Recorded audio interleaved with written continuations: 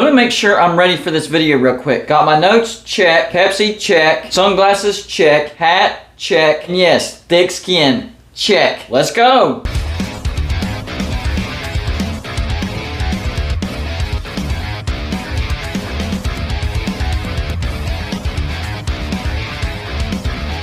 Welcome to Golden Bluted, everybody. If you are a college football fan, please go ahead and hit that like and subscribe button because that's all we do here. Videos every single day. And when you get a chance, go check out our Patreon page. We have a lot of great perks over there. We call our Patreons the shot callers because they call the shots around here. Remember, $5 and up Patreons will get to decide the game that we're going to live stream in the regular season, and you'll get to watch with me, Golden Bluted. And our score prediction contest will be coming back. Every week I'll pick out a game, and my Patreons will pick the score, and whoever comes close to the score wins $20. And you can win as many times as you want. The one storyline about Texas and Oklahoma going to the SEC that people are not talking about enough is Texas and Texas A&M having to coexist in the SEC. People don't realize just how much these two teams do not like each other. Texas A&M, they literally left to get away from Texas. That's how much they despise Texas. And in fact, when it came out that Texas was coming to the SEC, it was revealed that the SEC didn't even tell Texas A&M until it was time to vote. That's right. The SEC kept it a secret to Texas A&M that Texas was coming because they knew how much they hated Texas. They knew that Texas A&M left the Big 12 to get away from Texas.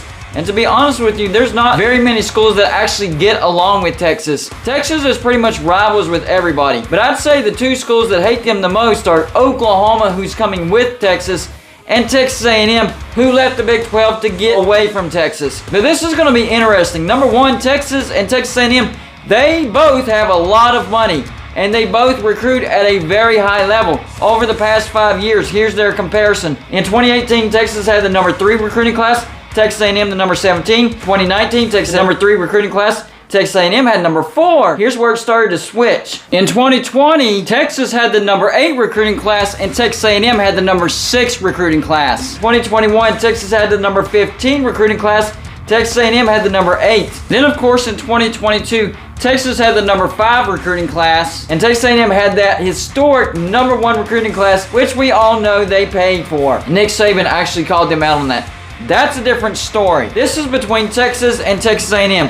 So we know these two schools do not like each other at all. But what people are not realizing is what's going to happen once Texas and Texas A&M have to coexist in the SEC. Here's what's going to happen. Texas and Texas A&M are going to try to find any dirt on the other school.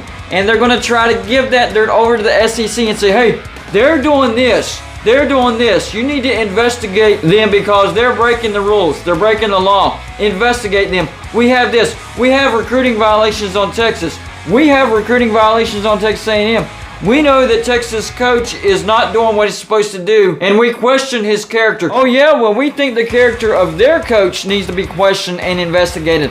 I mean, this is going to be a back and forth thing, and these two schools will try to sabotage each other. I'm telling you, it's going to happen. That's how much these two schools do not like each other. They will find any little thing in the book that they think could get the other school in trouble, and they're going to do it. So we're going to see a lot of back and forth whenever these two teams finally do have to coexist in the SEC. Now, whenever it comes to success on the field, who's going to be better? Well, right now, history shows that Texas A&M will be.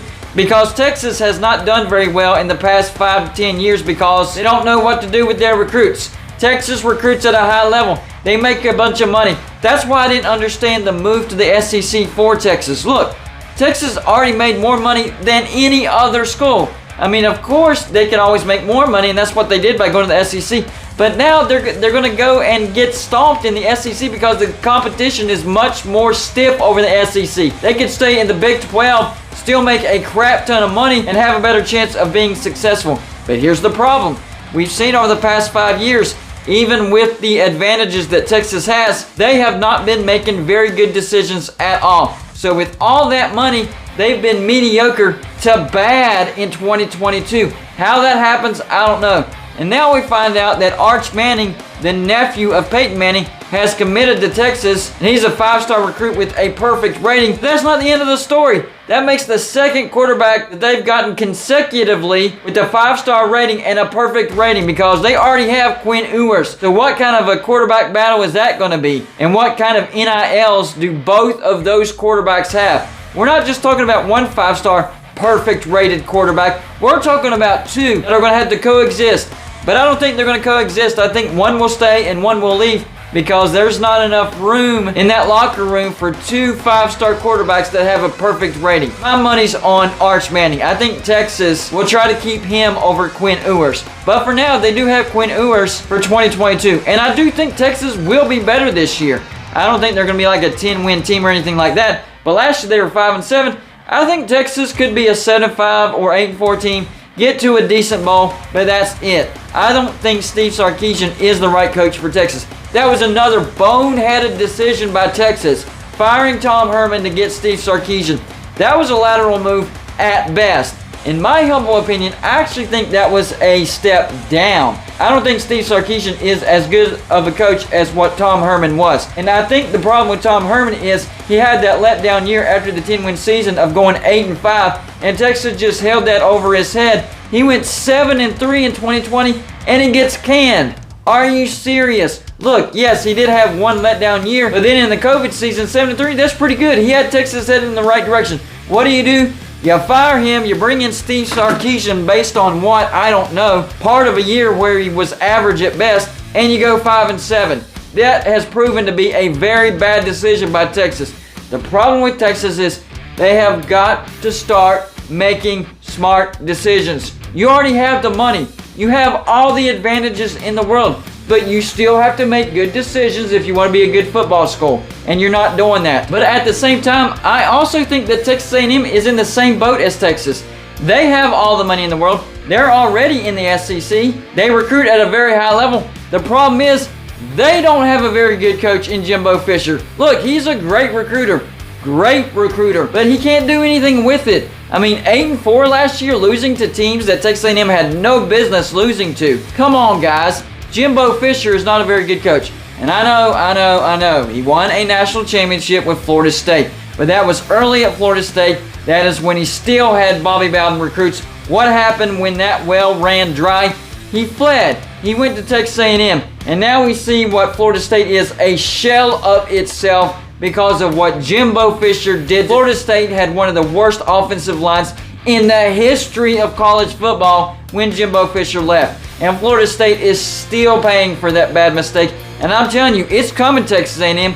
You will pay for Jimbo Fisher's mistakes. I know he's had some decent success at Texas A&M, but with the recruiting classes that he's gotten at Texas A&M should be in the playoffs at least every other year. And Texas A&M hasn't been to the playoffs not one time since Jimbo Fisher has taken over. Sure, they went 9-1 in 2020 and came close. They sniffed. And sure, Texas A&M has had some decent success. He's had a lot of winning seasons, and Texas A&M has gone to a lot of decent bowls. But that doesn't match the high caliber recruiting that Texas A&M has done. Texas A&M should have already gone to the playoffs by now. So Texas and Texas A&M are very similar in the fact that they have all the advantages in the world. They're just making bad decisions, and they can't figure out how to make a good coaching decision. And now they're going to have to coexist again together. And it's going to be very interesting because they're going to be tattletelling on each other the whole time. You're going to see a lot of back and forth between Texas and Texas A&M saying, oh, they did that, well, they did that, well, they did that. They're going to get each other investigated so many times, we're all going to lose count. I'm just telling you, that's what's going to happen. It's going to be a mess in the SEC. The SEC might actually regret it because it's going to be a pain in the rear end. Sure, Texas A&M and Texas, they're going to make the SEC a lot of money. And maybe that helps the SEC overlook everything.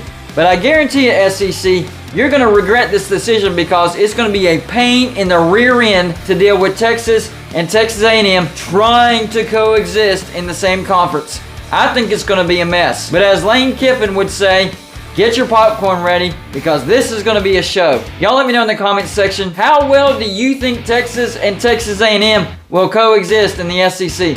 Personally, I don't think it's going to be good at all. That's all I got for you for this show. Like and subscribe if you haven't already. And I'll see you on my next show.